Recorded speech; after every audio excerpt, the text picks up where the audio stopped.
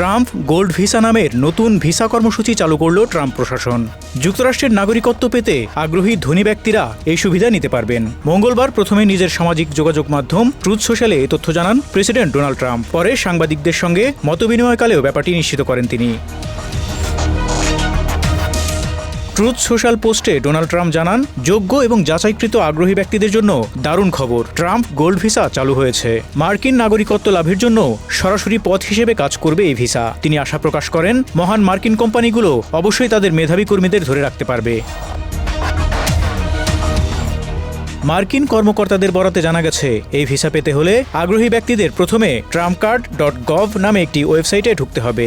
সেখানে অ্যাপ্লাই নাও বাটনে চাপ দিলে আসবে আবেদনের ফর্ম। সেই ফর্ম পূরণ করে জমা দেওয়ার সময় ফি হিসেবে দিতে হবে $15,000, বাংলাদেশি মুদ্রায় 18,21,964 টাকা। ভিসা প্রসেসিং বাবদ এই ফি নেবে যুক্তরাষ্ট্রের স্বরাষ্ট্র মন্ত্রণালয়, অর্থাৎ ডিপার্টমেন্ট অব হোমল্যান্ড সিকিউরিটি। আবেদনপত্র যাচাইয়ের কাজ শেষ হলে তা আবেদনকারীকে জানানো হবে এবং এরপর ভিসার জন্য চাঁদা হিসেবে আবেদনকারীকে $10 লাখ অর্থাৎ বাংলাদেশি মুদ্রায় 12,14,64,300 টাকা দিতে হবে। মজার বিষয় হলো, trumpcard.gov ওয়েবসাইটে এই চাঁদাকে দেখানো হয়েছে উপহার হিসেবে।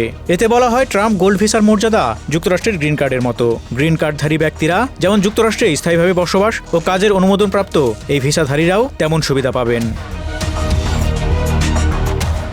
হোয়াইট হাউসে সাংবাদিকদের সঙ্গে মতবিনিময়কালে ট্রাম্প বলেন, মূলত এই ভিসা এক প্রকার গ্রিন কার্ড, তবে এটি অনেক ভালো, শক্তিশালী এবং নাগরিকত্ব লাভের জন্য আদর্শ পথ।